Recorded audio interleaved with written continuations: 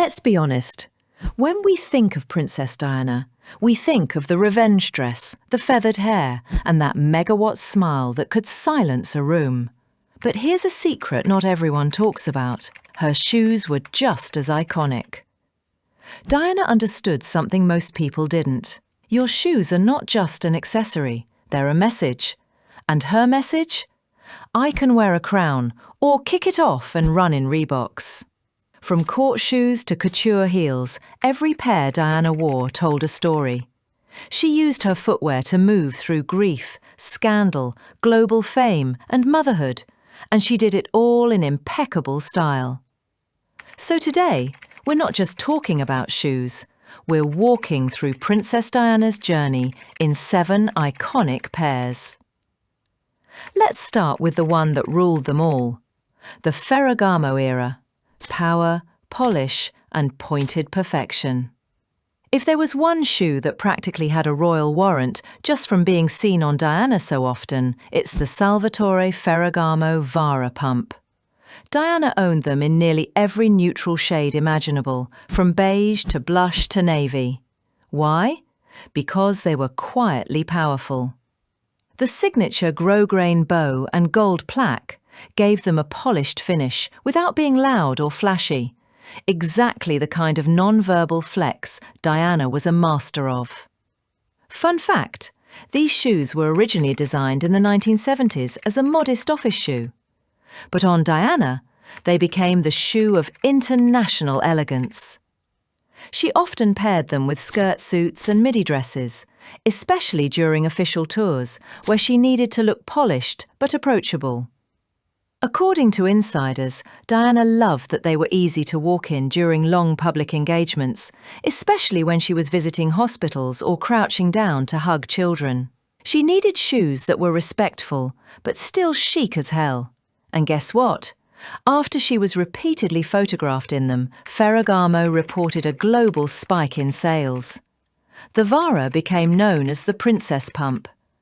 Today, they're still in production, and still worn by powerful women who want to say, I don't need a stiletto to command attention. The Reebok Revolution. Diana, biker shorts, and a whole mood. Let's talk about the Diana look that literally broke the internet 20 years before the internet was even ready.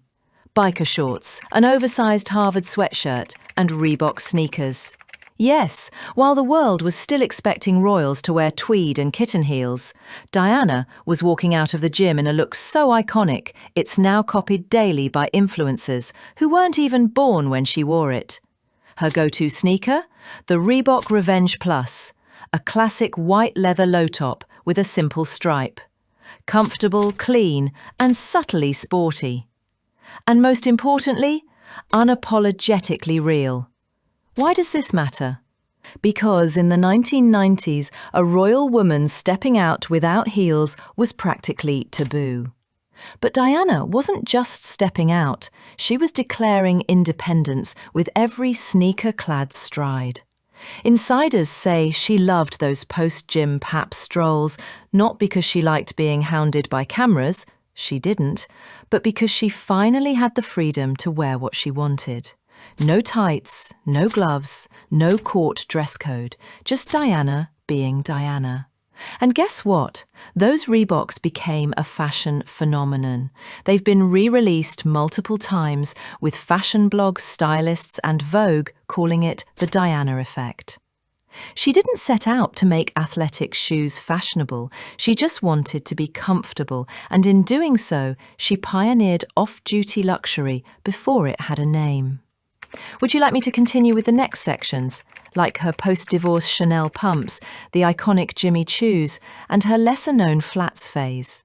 Let's make this the ultimate Diana style breakdown, heel to toe. Now, here's where fashion gets deeply personal. Princess Diana loved shoes, but there was one brand she intentionally avoided for years, Chanel. Why? Because the brand's iconic interlocking C's reminded her of Charles and Camilla. Yes, that's C and C. Talk about fashion trauma. This was actually confirmed by Australian designer Jason Brunsden, who once offered Diana a pair of Chanel shoes to complete a look. She politely declined and whispered, "I can't wear C's, it's just too much." But after her divorce from Charles in 1996, the Chanel heels came out of the closet and onto her feet. She was seen wearing two-tone cap-toe Chanel pumps on multiple occasions, always sleek, always modern, often paired with her new pared-back wardrobe of sheath dresses, sharp blazers, and minimalist makeup. It wasn't just a fashion choice, it was a statement of reclaiming power. The very logo that once symbolized heartbreak was now under her foot, literally.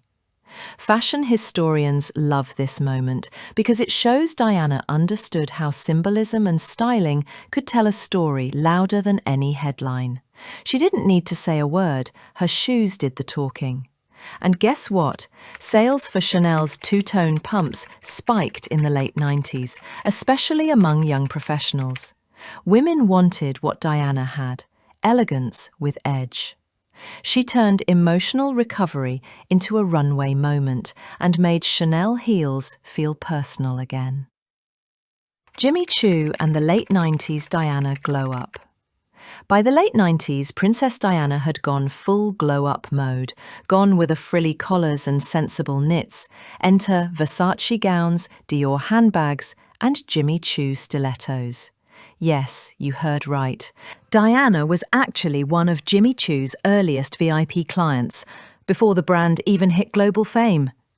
According to Tamara Mellon, co-founder of Jimmy Choo, Diana was instrumental in elevating the brand. She often requested custom court shoes in luxe materials like suede and silk, always elegant, always just high enough to add length, but never flashy. She wore shoes to galas, charity events, and private dinners. Her favourite style? The classic pointed-toe mid-heel, often in soft neutral tones. These shoes were perfect for her new aesthetic, simple, tailored, and stunning. Fun fact, Jimmy Choo made her shoes slightly wider than standard so she could stay comfortable during long events. Because even when serving major looks, Diana was still practical royalty. When the press caught on, Choos went from boutique secret to red carpet essential. And just like that, Diana did what she always did best. She quietly launched a trend by simply being herself.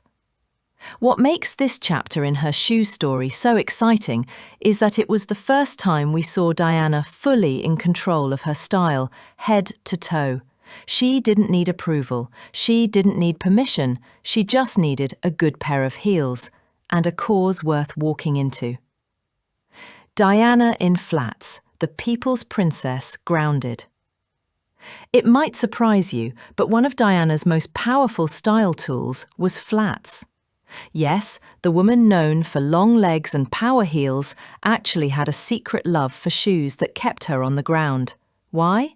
Because she knew when to dress up and when to be utterly human. You'd often see her in pointed suede flats or leather loafers during hospital visits, children's charities, or casual school runs. It was never about being lazy, it was about being present. There's an iconic photo of Diana kneeling on the ground in flats, hugging a child with AIDS, back when even touching AIDS patients was considered taboo. That wasn't just compassion, it was a choreographed connection. She didn't want to tower over anyone, she wanted to be eye level, and her choice of shoes made that possible. Even her off-duty style included charming ballet flats with cropped jeans or flowy skirts, looks that now dominate Pinterest boards and airport fashion guides. And guess what? British high street brands like Russell and Bromley saw a spike in flat shoe sales after Diana was photographed in them. She didn't need logos or heels to sell a vibe, she was the vibe. Diana showed us that being grounded, literally, doesn't take away your power. Sometimes it amplifies it. Oh yes, there are a few more golden gems in Princess Diana's shoe story that are often overlooked but absolutely worth including in your video. These final layers will really round out the script and make your audience feel like they're getting the ultimate insider look into her fashion legacy. In her final fashion phase, Diana fully embraced slingback heels, especially low block-heeled versions, in neutral tones. These weren't flashy, they were streamlined, elegant, and perfectly matched her newly minimalist wardrobe. She wore slingbacks by L.K. Bennett, Rain, and even Manolo Blahnik for less formal daytime engagements. This style became a go-to for her post-divorce clean silhouette era, a wardrobe of sharp blazers, crisp button-downs, and shift dresses. Manolo Blahnik himself once said that Diana had unquestionable taste, and she preferred shoes that moved with her, not ones that trapped her. Insider fashion quirks you'll love. She often removed her shoes on flights, even short ones, because she hated swollen ankles. She carried silk slippers in her handbag. Yes, real-life Cinderella moment. Diana never wore wedges, reportedly because the Queen wasn't a fan. But as soon as she had more freedom, you can spot her in chunky 90s mules and open-toe slides during holidays in Saint-Tropez. She didn't love super high heels. Her max was usually around 2.5 to 3 inches. She didn't want to look taller than Charles, although she often did anyway, and we loved that for her. Princess Diana's shoe game wasn't just fashionable, it was emotional storytelling. She used her heels, flats, and sneakers as a way to navigate a life that was both extraordinarily public and deeply personal. And maybe that's why her style still hits so hard today. Because whether she was in Ferragamos, Reeboks, or Jimmy Choos, Diana was always walking her truth.